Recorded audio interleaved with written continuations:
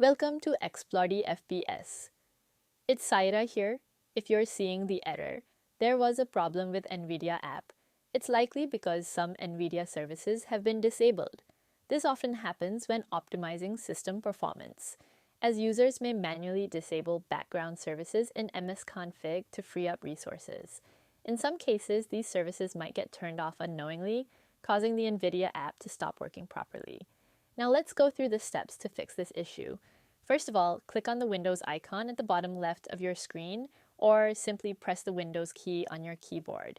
Now, type System Configuration, and once it appears in the search results, click to open it. A new window will pop up.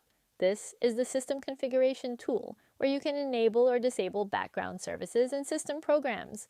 Next, click on the Services tab at the top. Here, you'll see a long list of services. To make it easier, check the box that says Hide all Microsoft services.